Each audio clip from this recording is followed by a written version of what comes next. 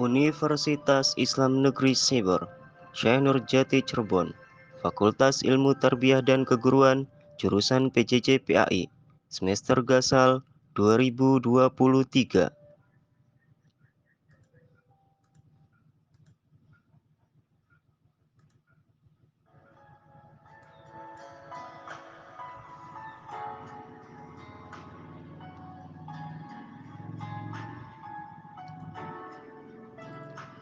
Assalamualaikum warahmatullahi wabarakatuh.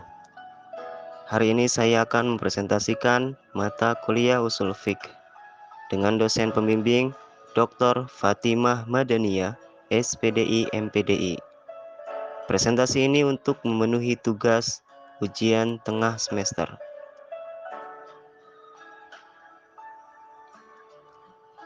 Perkenalkan, nama saya Usaib Saifullah. Saya berasal dari Cirebon, Jawa Barat. Sekarang saya berada di kelas A17, semester Gasal tahun ajaran 2023-2024. Hari ini saya akan membawakan materi usul fiqh tentang hukum syara dan unsur-unsurnya.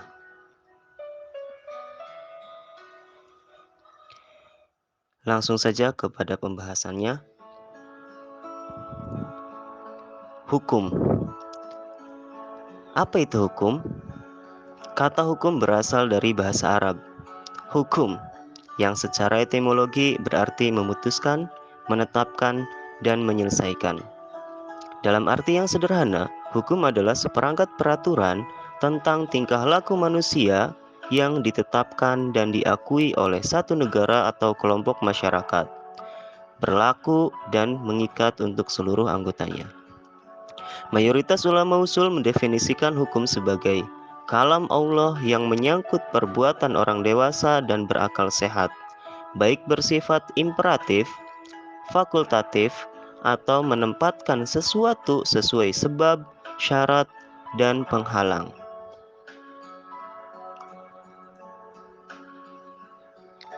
Pembagian hukum terbagi menjadi dua, yaitu hukum taklifi dan hukum wad'i.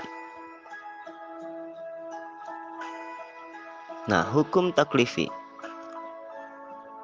Hukum taklifi adalah firman Allah yang menuntut manusia untuk melakukan atau meninggalkan sesuatu atau memilih antara berbuat dan meninggalkan sesuatu tersebut.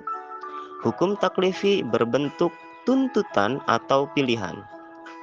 Menurut jumhur ulama usul, bentuk-bentuk hukum taklifi yaitu pertama, iftirad, yaitu tuntutan kepada mukallaf yang bersifat memaksa berdasarkan dalil qot'i. Kemudian ijab.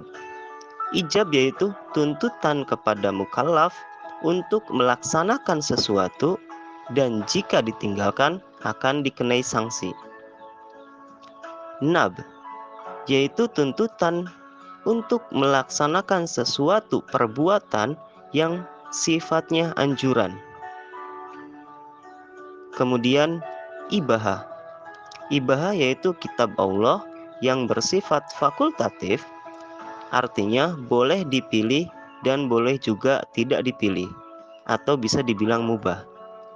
Kemudian karohah, yaitu tuntutan untuk meninggalkan sesuatu tetapi sifatnya tidak memaksa, atau anjurannya itu untuk ditinggalkan. Kemudian tahrim. Tahrim yaitu tuntutan meninggalkan sesuatu yang sifatnya memaksa, atau perbuatannya tersebut bisa juga dikatakan haram. Kemudian hukum wad'i. Hukum wad'i adalah firman Allah Subhanahu wa Ta'ala, bentuknya ketentuan yang ditetapkan untuk menjadikan sesuatu sebagai sebab, syarat, atau penghalang dari sesuatu yang lain. Beberapa hal yang termasuk ke dalam kelompok hukum wad'i yang menjadi akibat dari pelaksanaan hukumnya yaitu pertama, sihah, yaitu suatu hukum yang sesuai dengan tuntutan syara. yaitu terpenuhinya sebab, syarat, dan tidak ada mani atau penghalang. Pekerjaan itu hukumnya sah. Kemudian batal, yaitu terlepasnya hukum syara dari ketentuan yang sudah ditetapkan. Misalnya, jual beli minuman keras dan akadnya itu dipandang batal oleh syara. Kemudian azimah, yaitu hukum-hukum yang disyariatkan Allah kepada seluruh hambanya sejak semula dan wajib mengikutinya. Misalnya, hukum tentang jumlah rakaat sholat. Kemudian ada rukhsah. Rukhsah adalah hukum yang ditetapkan berbeda dengan dalil yang ada karena uzur.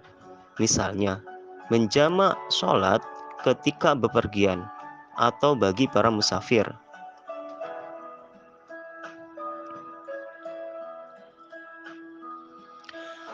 Perbedaan hukum taklifi dengan hukum wad'i.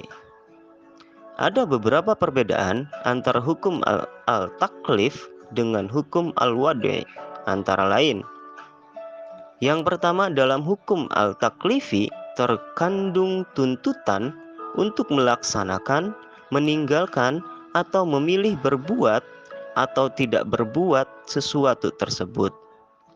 Dalam hukum wad'i mengandung keterkaitan antara dua persoalan, sehingga salah satu di antaranya dapat dijadikan sebab, syarat, atau penghalang.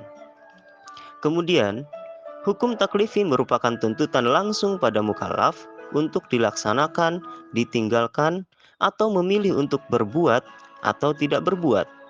Sedangkan hukum wad'i ditentukan agar hukum taklifi dapat dilaksanakan. Kemudian, dalam hukum al-taklif tidak boleh ada kesulitan atau masyaqqah dan kesempitan atau haraj yang tidak mungkin dipikul oleh mukallaf. Sedangkan dalam hukum al-wad'i, hal seperti ini tidak dipersoalkan. Karena masyaqqah dan haraj dalam hukum al-wad'i ada kalanya dapat dipikul atau ada kalanya juga di luar kemampuan mukallaf. Hukum al-taklif ditujukan kepada para mukallaf, sedangkan hukum al-wad'i ditujukan kepada manusia mana saja, baik yang telah mukallaf maupun yang belum, seperti anak kecil dan orang gila. Sekarang kita berada dalam kesimpulan. Nah, mayoritas ulama usul mendefinisikan hukum adalah kalam Allah yang menyangkut perbuatan orang dewasa dan berakal sehat, baik bersifat imperatif, fakultatif, atau menempatkan sesuatu sesuai sebab, syarat, dan penghalang. Hukum menurut ulama usul terbagi dalam dua bagian, yaitu hukum taklifi yang di dalamnya terdapat iftirad, ijab, nab, ibahah, karohah, dan tahrim. Kemudian hukum wad'i yaitu sebab, syarat, dan mani atau penghalang. Ada beberapa perbedaan antara hukum al-taklif dengan hukum al-wad'i.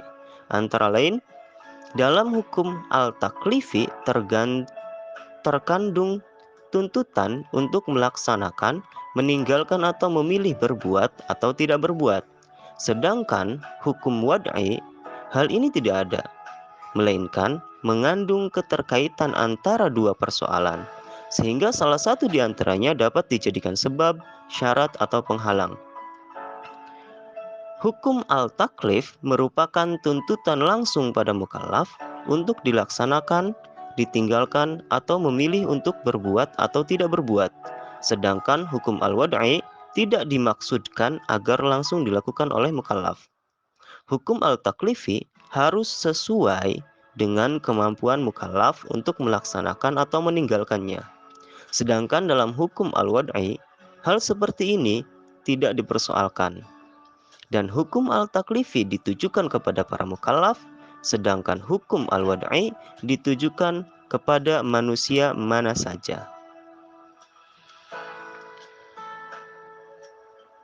Oke, sekian dari saya, Usep Saifullah. Terima kasih. Wassalamualaikum warahmatullahi wabarakatuh.